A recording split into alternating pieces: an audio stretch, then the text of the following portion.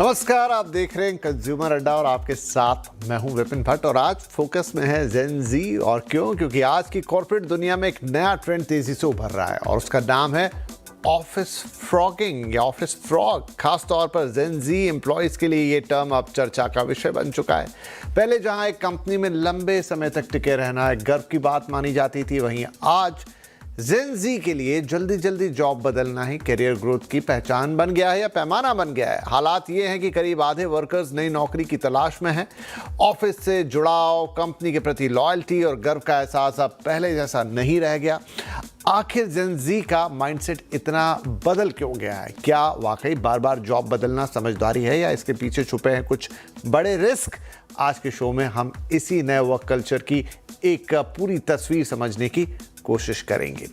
और उसके लिए जो खास मेहमान हमारे साथ हैं उसमें शामिल हो रहे हैं टीम लीज डिजिटल की सीईओ नीति शर्मा, ग्लोबल हंट के एमडी सुनील गोयल और एनएलपी कोच स्मिता दास जैन। आप सभी का बहुत बहुत स्वागत है। तो चलिए नीति, आपसे शुरुआत करते हैं। देखिए, जब से ये जेन जी टर्म आया है उसके इर्द गिर्द बहुत सारी कहानियां चलती हैं और उसमें से एक कहानी है जॉब वाली कहानी भी है कि जेन जी में ज़्यादातर लोगों को जॉब्स में मतलब वो सीरियस नहीं होते हैं, उनके काम करने के स्टाइल बहुत अलग होते हैं, मन मर्जी के मुताबिक काम करते हैं। तो फ्रॉगिंग पे तो मैं बाद में आता हूँ, लेकिन क्या ये बहुत ज़्यादा जनरलाइज नहीं कर दिया गया है? क्या सच में ऐसा है? देखिए विपिन, मेरे ख्याल से कुछ कुछ कुछ हद तक ये सही है कि जो यंगस्टर्स हैं अभी जॉब जॉब मार्केट में जो आ रहे हैं, उनको जल्दी है हर एक चीज की। उनको सीखना है, उनको एक्सपीरियंसेस नए नए नए नए करने हैं, उनको पैसा जल्दी कमाना है, तो ग्रोथ जल्दी चाहिए, करियर में आगे बढ़ना है। तो वो जो एक्सपेक्टेशन उनकी है वो बहुत अलग थी जब हमने अपना काम शुरू किया था। तो जनरलाइज तो है, बट ये भी डिपेंड करता है कि किस स्टेज पे वो और कहाँ, कौन सी फैमिली से, कौन से एरिया से वो जेंजी आ रहे हैं वर्कफोर्स में। अगर कोई फैमिली है जिसमें फर्स्ट टाइम जॉब सीकर है, वो फर्स्ट टाइम फॉर्मल एम्प्लॉय है, जिसको एक्चुअली सस्टेनेबिलिटी के लिए काम कर रहा है, जिसको सैलरी बहुत जरूरत है, वो इतना जल्दी जल्दी नहीं बदलेंगे एज कम्पेयर टू कि जो अगर हम अपने नए जो बड़े शहरों में लोग देखते हैं, जिन फैमिली से बच्चे आते हैं, उनके पास फाइनेंशियल स्टेबिलिटी होती है, तो उनको ये रिस्क लेने की अपॉर्चुनिटी है कि हम एक कंपनी में अगर हमको अच्छा नहीं लग रहा है, तो हम दूसरी कंपनी में जाएँगे। तो येस, इन अ वे जनरलाइज़ हो गया है, but a lot depends on the background the gen Z is coming from. ये नहीं है कि सभी कर रहे हैं, चाह है उनकी जल्दी सीखने की, उनको इंस्टेंट ग्रेटिफिकेशन चाहिए। इसलिए ये बहुत जल्दी हम देखते हैं कि जेन ज़ी जल्दी जॉब चेंज कर रहे हैं, अपने-अपने रोल्स चेंज कर रहे हैं, अपने सेक्टर्स चेंज करते हैं। तो सिर्फ कंपनी नहीं, वो अलग-अलग चीज़ें एक्सपीरियंस करना चाहते हैं। इसीलिए हम देखते हैं कि आजकल के जो बच्चे हैं, जो वर्कफ़ोर्स में आ रहे हैं, उनके साथ ये चेंज होता जा रहा है। तो सुनील साहब, एक बात बताएं, जैसे मैम ने एक चीज़ कही कि अब जितने ज़्यादातर बच्चे आ रहे हैं उनके जो बैकग्राउंड है काफ़ी स्टेबल है और वो उनको मदद करता है वो रिस्क लेने के लिए भी।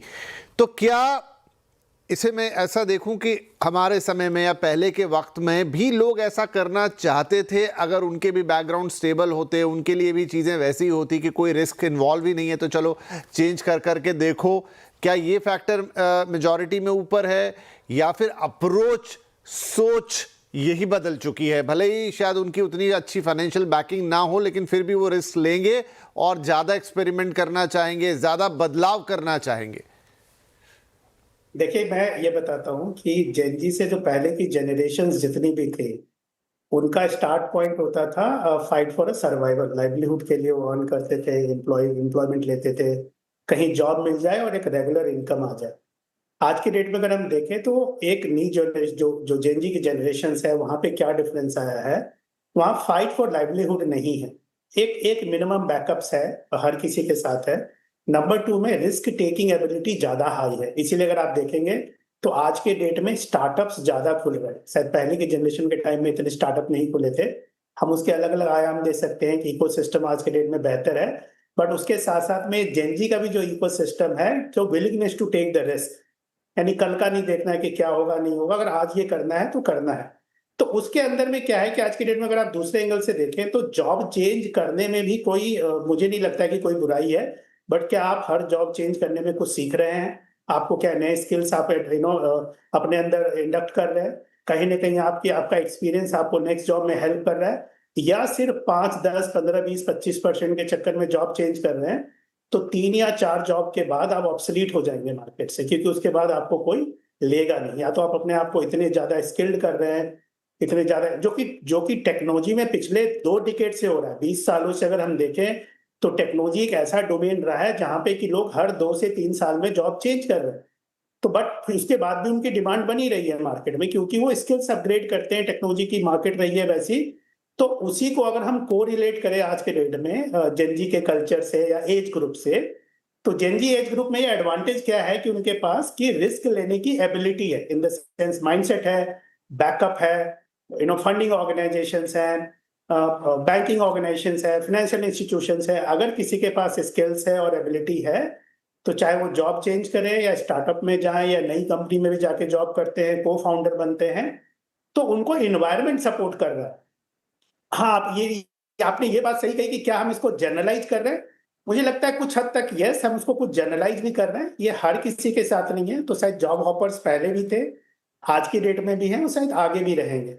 बट जॉब हॉपिंग बैड चीज नहीं है, एज लॉन्ग एज अगर आपकी लर्निंग कंटिन्यूअस है, आप कुछ ना कुछ ऐड कर रहे हैं, और नेक्स्ट कंपनी जब आपको हायर करने के लिए इंटरव्यू करती है, असेस करती है, या जब रखती है प्रीमियम देके, तो उस समय उनको लगना चाहिए कि वैल्यू फॉर मनी है आपकी एम्प्लॉयमेंट उनके यहाँ पे, जितने दिन भी आप काम करें, और आप एज ए इंडिविजुअल उनको कंटिन्यूसली अपग्रेड कर रहे हैं अपने आप को किसी भी नए एनवायरनमेंट के। तो इसमें एक सवाल और, ये overall need of the hour है। हाँ जी जी जी स्मिता, मैं इस सवाल को थोड़ा अलग ढंग से पूछ रहा हूं, मैं भी, शायद कुछ लोगों को अच्छा ना लगे, लेकिन क्योंकि सारा समाज का ही मामला है और आप एक एनएलपी कोच हैं, तो शायद आप इस चीज़ को ज़्यादा बेहतर समझेंगी और उस हिसाब से जवाब देंगी कि हमने सोसाइटी में एक और बड़ा चेंज देखा। आजकल मैरिजेस बहुत ज़्यादा नहीं टिकती हैं, बहुत डिवोर्स केस बढ़ गए हैं। वहाँ पर भी एक जो मेजर फैक्टर काम करता है कि दोनों इंडिपेंडेंट है, दोनों के, और ख़ास तौर पे जो फीमेल हैं उनके पास अब फाइनेंशियल इंडिपेंडेंस है जो पहले नहीं होती थी, तो वहाँ पर वो अपने कॉल लेने लग गए। मैं ये नहीं कह रहा हूँ कि सारे डिवोर्स इस वजह से हो रहे हैं, लेकिन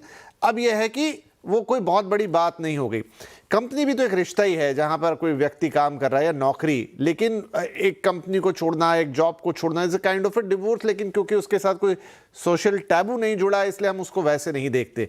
लेकिन ये पूरा का पूरा, क्या चाहे वो जेनजी की नौकरियां हों, चाहे हमारे समाज का बदलता परिदृश्य हो, थॉट प्रोसेस जो उसके पीछे है, जो एक मेजर शिफ्ट है, वो एक है, कॉमन है। विपिन जी, क्योंकि यहाँ पे आपने मैरिजेस की बात की और बिल्कुल सही कहा आपने, marriage is a relationship, a job is a relationship, तो मैं एक ही बात कहना चाहूंगी कि a relationship is not about contracts, okay, it's about communication. तो यहाँ नीति ने बात कही कि जेनजी मतलब वो उनके पास फाइनेंशियल स्टेबिलिटी की इतनी जरूरत नहीं है। सुनील ने कहा कि रिस्क टेकिंग एबिलिटी ज्यादा है। I agree with them, but एक चीज ये जरूर है कि लोग अभी सिर्फ पर्पस के लिए, मतलब सिर्फ पैसे के लिए काम नहीं करना चाहते। पर्पस इज इक्वली इम्पोर्टेंट, और ये पर्पस तभी है जब वो कम्युनिकेट किया जाए। आप देखिए कोई भी वर्क प्लेस है, आई मीन जेन जी एक entry level of work force है, जबकि जो लीडर्स है मिडिल लेवल या सीनियर लेवल, वो सब मिलेनियल्स है या बूमर्स है या जेन एक्स है। तो यहाँ एक गैप आ जाता है, और होता क्या है, वर्क प्लेस का जो स्ट्रक्चर है वो अभी भी थोड़ा पुराने हिसाब से चल रहा है, वो जेन जी के हिसाब से इवॉल्व नहीं हुआ है। तो क्या है कि पॉलिसी होती है, ये टॉप डाउन होती है, बोला जाता है आप ऐसे करो ना। हमारी जो जनरेशन थी, बिकॉज हम एक दूसरे अपब्रिंगिंग से आए हैं, हम सुन लेते थे। जेनजी क्वेश्चंस, उनको बोला जाए ये करो, वो वैसे नहीं करते, वो समझना चाहते हैं इसके पीछे मीनिंग क्या है, हम क्यों कर रहे हैं, कॉन्टेक्स्ट क्या है, what is the big picture. और अभी भी वर्क प्लेसेस में साइलेंस लॉयल्टी के इक्विवेलेंट माना जाता है। तो आप क्वेश्चन करते हो तो इसका मतलब है कि आप लॉयल नहीं हो, और इसीलिए थोड़ा एक स्टिफलिंग फैक्टर भी है। अगर आप मैकेंजी की रिपोर्ट देखो, 58% of gen Z feel disengaged at work, और मैं ये इंडिया की फिगर नहीं कोट कर रही, मैं ग्लोबल फिगर कोट कर रही हूँ। 58%, मोर देन 1 in 2, ये बहुत बड़ा फिगर है। तो बिकॉज एक साइकोलॉजिकल सेफ्टी नहीं है ऑर्गेनाइजेशन में, तो उन्हें लगता है मेरी बात सुनी नहीं जाती, I feel unvalued, I feel invisible. और उससे क्या होता है, डिसकंटेंट होता है। And because risk taking ability ज्यादा है, फाइनेंशियल स्टेबिलिटी, हम लॉयल्टी से ट्रेड ऑफ की जरूरत ही नहीं है, बिकॉज मेरे पास स्टेबिलिटी ऑलरेडी है, तो मैं मूव करता हूं कि मुझे लगे, क्योंकि मुझे लगता है दूसरे ऑर्गेनाइजेशन में मुझे सुना जाएगा। लेकिन वहां भी यही होता है, because as I said, structurally workplace अभी भी वैसे है, top down instead of democratic and bottom up, specially for the entry level workforce. और इसीलिए ये ऑफिस फ्रॉगिंग होती रहती है। जॉब्स अभी चेंज करते हैं, बात सही है, पहले भी होता था, अब आगे की जनरेशन भी करेगी, बट जो आज के डेट है, average tenure of a gen Z employee is 2.3 years. अगर हम ये बूमर का टेन्योर देखें, ये 8+ ईयर्स है। अगेन मैं ग्लोबल फिगर्स कोट कर रही हूँ। सो ये तो फैक्ट है, ये हम जनरलाइज नहीं कर रहे, that gen Z is the most mobile workforce generation. And apart from the other factors जो है, it is also a fact कि उनको उतना सुना नहीं जा रहा है, या उन्हें ऐसा लगता है कि वर्क प्लेस में उन्हें सुना नहीं जा रहा है। That is leading to this mindset. और यही रिलेशनशिप्स में भी होता है। Relationships break down because emotional कुछ होता है break down, rather than for a rational reason. और अगर हम वर्क प्लेस देखें, वहां भी ऐसा होता है, मुझे सुना नहीं जाता, so I feel emotionally dissatisfied, I feel disengaged and I decide to move on. पर नीति मैम, अब इससे आगे की बात कि जैसे स्मिता ने भी अपनी बात रखते समय ये कहा कि वो एक ऑर्गेनाइजेशन से दूसरी ऑर्गेनाइजेशन में जाने पर भी स्थिति बहुत बदलती नहीं है, क्योंकि वो स्ट्रक्चर्स वैसे के वैसे ही बने हुए हैं। तो अब ये और बड़ा प्रश्न हो गया है कि वो स्ट्रक्चर डिफॉल्टी हैं, उन्हें वक्त के साथ चेंज करना पड़ेगा। और इसमें से सही कौन है, स्ट्रक्चर पहले वाला सही है या जेन जी सही है, ये कैसे डिसाइड होगा, या बैलेंस कहाँ आएगा? आई थिंक जो आपने वर्ड बैलेंस यूज किया वो बहुत जरूरी है। देयर इज नो राइट और रॉन्ग। इतने सालों से जो ऑर्गेनाइजेशंस काम कर रही हैं, उनका स्ट्रक्चर चल रहा है, वो ओवरनाइट तो चेंज नहीं होगा। At the same time, as managers, as leaders, हमारा ये दायित्व है कि हम वक्त के साथ चेंज करें। जो हम जेनजीज को या यंगस्टर्स को अपने वर्कफोर्स में लेकर आना चाहते हैं, हम उन्हें एक्सपोजर देना चाहते हैं, उन्हें टिका के रखना चाहते हैं, उनके लिए थोड़ा बदलाव तो हमें करना ही पड़ेगा। छोटी छोटी चीजें हैं, क्यों चेंज करते हैं? वो इसलिए चेंज करते हैं कि 5-6 महीने में वो बोर हो जाते हैं वही चीज करते करते, उन्हें नई चीज सीखनी है। तो क्या नई चीज सीखने के लिए हम अपनी ही ऑर्गेनाइजेशन में अपॉर्चुनिटी नहीं दे सकते? क्यों उन्हें दूसरे ऑर्गेनाइजेशन में जाना है? तो एज एन एम्प्लॉयर मैं तो यही कहूंगी कि यस, थोड़े थोड़े चेंजेस हमें भी करने पड़ेंगे, एक बैलेंस की बहुत जरूरत है। एट द सेम टाइम, ऐसा नहीं है कि मतलब अगर जब भी आना है तब आओ, जितने घंटे काम करना है करो। तो जो वर्क प्लेस का जो डेकोरम होता है, डिसिप्लिन होता है, वो इतने सालों से एक कारणवश किया गया है, तो वो चेंज नहीं होगा। आगे भी नहीं होगा चेंज, धीरे धीरे होगा, बट इतना बदलाव नहीं आएगा कि आपको अपने मन से जो काम करना है आप 6 महीने करो, 10 महीने करो, फिर आप कहीं और चले जाओ। तो आई थिंक बोथ तरीके से, एज एन एम्प्लॉयर हमें भी थोड़ा आगे बढ़ के चेंज करना है, but as an employee gen Z को भी ये समझना पड़ेगा कि अगर आप एक लार्ज ऑर्गेनाइजेशन में आ रहे हो, एक मिड सेगमेंट ऑर्गेनाइजेशन में आ रहे हो, तो उनके जो गार्ड रेल्स हैं, उनके जो लॉज और इकोसिस्टम बना रखा है, उनके साथ में अंडर दैट गार्ड रेल उनको काम करना पड़ेगा। ऐसा नहीं है कि मैं सब कुछ तोड़ के अपने हिसाब से काम करूंगा। यस, उसमें भी एक अपसाइड है, क्योंकि जेनजी जो काम करते हैं, उनका सोचने का तरीका अलग है, वो बहुत जल्दी काम सीख लेते हैं, बहुत प्रोएक्टिवली काम करते हैं, उनको सीखने की चाह है। अगर एज एन एम्प्लॉयर हम उनको वो अपॉर्चुनिटी देते रहे, तो मेरा ये मानना है कि वो 2 साल के 2.5 साल, 3-4 साल भी कंपनी में रह सकते हैं। और ऐसा नहीं है कि खाली 4 साल रहेंगे तो ही आगे बढ़ेंगे, वो जल्दी भी आगे बढ़ सकते हैं अगर अपॉर्चुनिटी हम उन्हें जल्दी जल्दी दें। वरना ये तो शिफ्ट होता रहेगा और हर जगह ही उनको ये तकलीफ आएगी। और जैसे ये कहा गया पहले कि तीसरे चौथे कंपनी में ये क्वेश्चन आएगा कि ये स्टेबल नहीं है। ये पहले, दूसरी, तीसरी नौकरी में नहीं आएगा। उसके आगे जाके एज एन एम्प्लॉयर हम सोचने लगते हैं, अरे हर 1 साल में, हर 2 साल में ये बंदा या बंदी का काम चेंज कर रहा है, इनके ऊपर भरोसा नहीं कर सकते। हम इन्हें शॉर्ट टर्म काम देंगे, लॉन्ग टर्म काम नहीं देंगे, ग्रोथ पॉसिबिलिटी नहीं है। तो ये सारी चीजें जेनजी को भी समझनी चाहिए, और एज एन एम्प्लॉयर हमें भी समझना पड़ेगा कि छोटी-छोटी चेंजेस करके हम कैसे उन्हें कंफर्टेबल कर सकें, ताकि वो लॉन्ग टर्म हमारे साथ रहें, तो दोनों का फायदा होगा। सुनील साहब, इसको थोड़ा वर्क प्लेस के हिसाब से देखें कि बहुत सारे नए स्टार्टअप्स, तो ऐसा तो नहीं कि वो जेनजी ने ही स्टार्ट किए, क्योंकि उनकी तो उम्र ही उतनी नहीं पहुंची होगी, हो सकता है कुछ ओनर्स हों जो शायद जेनजी को, आई डोंट नो, लेकिन एटलीस्ट मिलेनियल्स तो वहाँ हो सकते हैं, जिनमें मैं मानूंगा कि इतना बड़ा गैप नहीं है, 2 जनरेशन है जो आगे पीछे खड़ी हुई हैं। तो क्या स्टार्टअप्स के अंदर जो जेनजी है वो ज़्यादा कंफर्टेबल फील करती है, जहाँ हम देखते हैं कि काम करने के पैटर्न काफ़ी फ्लेक्सिबल हैं, उठने बैठने के तौर तरीके बहुत टिपिकल कॉर्पोरेट जॉब जैसे नहीं है? क्या वहाँ ऐसी कोई रिपोर्ट या ऐसा कोई डॉक्यूमेंट या ऐसा कोई डेटा आपके पास है जो बताए कि हाँ ऐसी फ्लेक्सिबिलिटी में दे फील बेटर? देखिए, ये वैरी करता है, क्योंकि न्यू एज बिजनेसेस में न्यू वेज ऑफ वर्किंग होता है। बट अगर आज के डेट में अभी भी अगर आप मैन्युफैक्चरिंग में जाते हैं, जिसको कि हम बहुत ही ज्यादा फोकस कर रहे हैं कि मैन्युफैक्चरिंग है, ऑटोमोबाइल्स हैं, इंडस्ट्रियल हैं, तो वहां भी तो एंट्री वर्कफोर्स की जरूरत है ना। वहां भी जो लोग कॉलेजेस से आज के डेट में पास आउट होके जाएंगे, मैकेनिकल, इलेक्ट्रिकल्स, सिविल, जितने भी इंजीनियरिंग के लोग हैं या किसी भी फंक्शंस में जाते हैं, वो भी जेनजी एज ग्रुप से है। सबसे पहले तो way of working industry to industry vary करता है। यानी आज के डेट में अगर हम जाके देखें तो जितनी आईटीईएस या न्यू एज के जितने भी स्टार्टअप हैं, मोस्टली ये सब टेक ड्रिवन ऑर्गेनाइजेशन है, टेक प्लेटफॉर्म्स हैं, टेक ड्रिवन है, जहां पे कि हमेशा से ही थोड़ा advance way of global way of working रहा है कि आपको ओपन ऑफिस का एनवायरनमेंट है, बहुत ही स्ट्रिक्ट टाइमलाइंस हैं, फ्रीडम है, फ्लेक्सिबिलिटीज हैं, आप रिमोट से काम कर सकते हैं। बट वो हर जगह एप्लीकेबल नहीं है। जब हम जेनजी की बात करें तो पूरे देश की बात करें, पूरी दुनिया की बात करें, देखिए एक ही जो डिफरेंस क्या आता है आज के डेट में, मुझे लगता है कि आज की डेट में बहुत सारी इंफॉर्मेशन अवेलेबल हैं। आज की डेट में इंफॉर्मेशन जो ग्रोथ है वो बहुत जल्दी होती है किसी इंडिविजुअल के अंदर में, और कोई भी चीज की लर्निंग है वो फास्टर है because of the environment, information system, training, जो भी चीजें अवेलेबल है, सेल्फ लर्निंग। तो उसकी वजह से हर कोई हर चीज को जल्दी अचीव करना चाहता है। और जिसमें ये जेनजी एज ग्रुप है, उनको शायद थोड़ा पेशेंस, शायद वो एनवायरमेंट का फर्क है, क्योंकि वो अपने सामने इतनी जल्दी जल्दी चीजें चेंज होते देख रहे हैं, तो उसका फर्क पड़ता है। नंबर 2 में एक चीज और है जो हमें ग्लोबल लेवल पे compete करने की जरूरत है।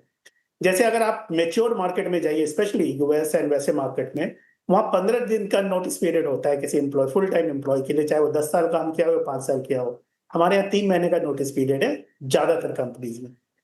तो ऑलरेडी जो मेच्योर मार्केट है वहां पे ये सिस्टम ला दिया गया है कि अगर आपको काम एग्जिट करके दूसरी कंपनी में जाना है तो जाइए।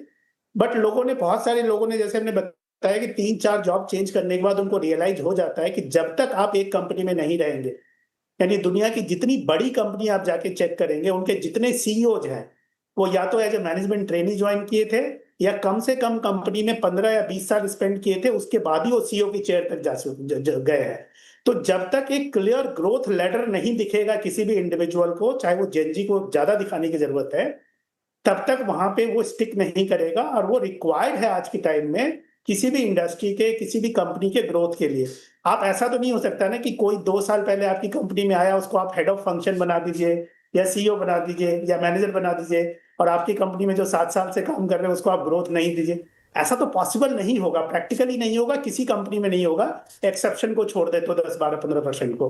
तो इसीलिए मुझे ये लगता है कि ये वर्क कल्चर की जहां तक हम बात करें, ये इंडस्ट्री स्पेसिफिक डिफरेंट है, बट हर कोई ग्लोबल लेवल पे अपने आप को मैप करने की कोशिश कर रहा है। इंडिविजुअल लेवल पे उनको करियर एनालाइज करने की जरूरत है। बहुत बार सिर्फ मनी एक फैक्टर होता है जिसकी वजह से लोग जॉब चेंज कर लेते हैं। मुझे लग रहा है कि वो सफिशिएंट फैक्टर नहीं है जॉब चेंज करने के लिए। Right, very well explained Goyal साहब। तो एक छोटा ब्रेक यहाँ पे लेते हैं और उसके बाद अपने एक्सपर्ट से पूछेंगे कि कब, मतलब फ्रॉगिंग अच्छा है बुरा है ये एक रिलेटिव टर्म हो सकती है, लेकिन अगर आपको चेंज भी करना है तो वो क्या 2-3 फैक्टर आप देखेंगे जब आपको पता लगे कि भाई आपका ये जो फैसला ये इम्पल्सिव नहीं है, इमोशनल नहीं है, वाकई में ये ज़रूरत है। तो कब करना चाहिए, कैसे करना चाहिए, ये अहम जवाब इस छोटे से ब्रेक के बाद। एक से दूसरी नौकरी क्या जल्दी में है जेनजी? आज बात हो रही है ऑफिस फ्रॉगिंग की कि जल्दी जल्दी नौकरी चेंज करना, क्या ये जेनजी में अब बहुत कॉमन है? और ये ब्रेक से पहले हमने चर्चा की, लेकिन ये क्या सही रणनीति है, क्या ये अच्छा है आपके करियर के लिए? इस पर अब हम क्विकली कुछ कमेंट्स लेंगे अपने कमेंट्रेटर से। तो स्मिता, नीति और सुनील है हमारे साथ। समय बहुत ज़्यादा नहीं रहेगा इसलिए छोटे छोटे जवाब चाहूँगा। स्मिता, तो अगर हम इस चीज़ पर आएँ कि जेनजी और नॉट जेनजी एक अलग बात हो गई, लेकिन क्या बार बार तुरंत नौकरियाँ चेंज करना एक अच्छी चीज़ है? और अगर है या नहीं, पर कौन से फैक्टर हैं जिस पे आप डिसाइड करें कि भाई हाँ ठीक है, ये फैसला सही हो सकता है? Vipin ji, the only constant in life is change. अगर आप चेंज नहीं कर रहे तो आप ग्रो नहीं कर रहे. तो चेंज तो अच्छी बात है आपके ग्रोथ के लिए. नाउ जल्दी लेट इट्स रिलेटिव. जो आपके लिए जल्दी है मेरे लिए लेट हो सकता है. मैं ये कहूंगी अगर आप चेंज एज अ रिएक्शन कर रहे हैं rather than as a strategic action तो वह आपके लिए बुरा है.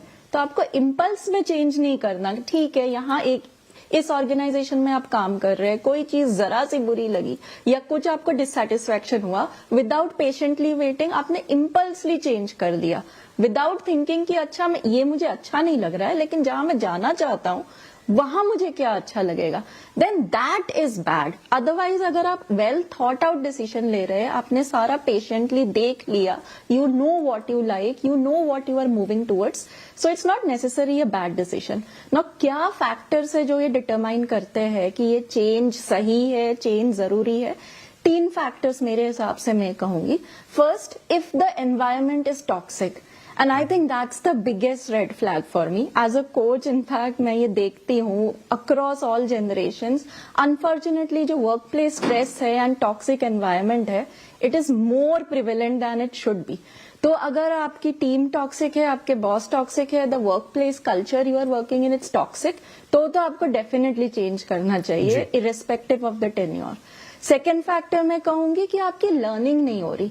ना ऑफ कोर्स आप कोई भी रोल नया करते हैं, लर्निंग है. After that then it becomes it's a matter of fact. लेकिन इसका मतलब ये नहीं कि हर 1 साल आप रोल चेंज करें या हर 2 साल, बट एडिशनल रिस्पॉन्सिबिलिटीज ऐड होती है. जहां आपको लगे कि एक रोड ब्लॉक हो गया है, कुछ एडिशनल रिस्पॉन्सिबिलिटीज ऐड नहीं हो रही, मुझे कुछ नया सीखने को नहीं मिल रहा, आपने अपने बॉसेस से बात की, अपने सीनियर से बात की, उसके बाद भी आपको कुछ स्किल डेवलपमेंट का अपॉर्चुनिटी दिख नहीं रहा in the immediate future, then it's a flag for you, you should move on. And third मैं ये कहूंगी, अगर आपको the work that you are working in उसमें आपको पर्पस ना दिखे या it does not align with your values, हमने ऑलरेडी बात कर ली है, compensation is important but it's not a very big factor after a while, right? It's not the most important factor. Niti ma'am, quickly ये तो बातें हो गई कि to your values you should move on. जी, ये तो बात हो गई कि आप मूव ऑन अगर करना चाह रहे हैं तो क्या देखेंगे, तो ये तो आपको सामने दिख जाएगा, लेकिन आप जहां जा रहे हैं वहां कैसे इंश्योर करेंगे कि ये सारी चीजें वहां ठीक रहेंगी? हो सकता है वहां जाके इससे भी खराब निकले, तो वो उसका जवाब क्या होगा? बिल्कुल, there is no guarantee in anything, right? क्योंकि जो हमने नहीं देखा वो नहीं देखा. लेकिन जब कोई भी चेंज करना चाहता है, जैसे कि स्मिता ने कहा, उसके अलावा आई थिंक 2-3 फैक्टर्स होते हैं कि आप जिस कंपनी में जा रहे हो, क्या वो कंपनी ग्रो कर रही है ईयर ऑन ईयर, उनका खुद का गोल क्या है, वो क्या पर्पस अचीव कर रहे हैं. अगर वो अलाइनमेंट है आपके खुद के पर्पस से तो बहुत फायदा होता है, क्योंकि आपको पता है कि आप भी कुछ सीखोगे, आप कुछ कंट्रीब्यूट कर पाओगे. और जेन ज़ी स्पेसिफिकली जो हम अभी बात कर रहे हैं, they are all purpose driven, कि उन्होंने क्या इम्पैक्ट किया है, what is in it for them, कि वो लर्न कर रहे हैं बट वो इम्पैक्ट क्या कर रहे हैं, वो सोसाइटी को वापस क्या दे रहे हैं. तो जब आप जॉब ढूंढ रहे हैं तो ऐसी कंपनी जॉब ढूंढ लें जिसका पर्पस और अलाइनमेंट आपके ही पर्पस और अलाइनमेंट के साथ में हो. दूसरा ये है कि अगर ग्रोथ ऑर्गेनाइजेशन है, आपको लग रहा है कि ये कंपनी ने कभी ग्रो नहीं किया है, तो don't even look at it, क्योंकि एट सम पॉइंट आपको ही लगेगा कि आपका करियर स्टैग्नेट हो गया है. और तीसरी बात ये है कि अगर आपको लोग पसंद नहीं आ रहे हैं, एंड यस टॉक्सिक कल्चर्स होते हैं काफी ऑर्गेनाइजेशंस में, लेकिन कैसे टीम्स आप सेलेक्ट कर रहे हैं, तो काफी रिव्यूज होते हैं ऑनलाइन. आजकल कितने सारे वेबसाइट्स हैं जहाँ पे not just company websites but review websites आते हैं, जहाँ पे बिफोर यू ज्वाइन आप पढ़ सकते हो कि उनके एम्प्लॉयज के रिव्यूज क्या है, उनके कस्टमर्स के रिव्यूज क्या है. तो काफी हद तक हम अगर ये सब जानकारी अपने साथ में रख के फिर अगर आगे बढ़ेंगे, तो मेरे ख्याल से कम प्रॉब्लम्स आएंगी. प्रॉब्लम्स तो हर जगह आएंगी, लेकिन हमें एक तो सीखना है. लेकिन ये 3-4 चीजें अगर हम अपने तरफ से कवर करके जाएंगे तो it will be better for us. Right, सही बात है. किसी चीज की सर्टेनिटी नहीं है, लेकिन किसी चीज का एक पैटर्न या तरीका जरूर हो सकता है. वो हमारे एक्सपर्ट्स ने आपको बताया कि कौन से वो 2-3 पॉइंट्स है जिस पे आप सोचे कि मुझे चेंज चाहिए, और फिर जो चेंज आप ले रहे हैं उसको आप किस कसौटी पे रख के देखेंगे, और अगर ये वेल थॉट प्रोसेस है तो फिर कोई दिक्कत नहीं है। कई बार वो बैकफायर भी करेगी तो आप उसे समझेंगे, ना कि परेशान हो जाएंगे। और अगर आप इमोशनल या इम्पल्सिव होकर ऐसा कोई डिसीजन ले लेते हैं, वेदर आप जेनजी हैं या नहीं हैं, तो फिर वो आपको तकलीफ ही देगा। बहुत शुक्रिया आप तीनों ही मेहमानों का। आई थिंक बहुत अच्छी तरह से आपने एक्सप्लेन किया क्या हो रहा है और क्या करना चाहिए। धन्यवाद, नमस्कार।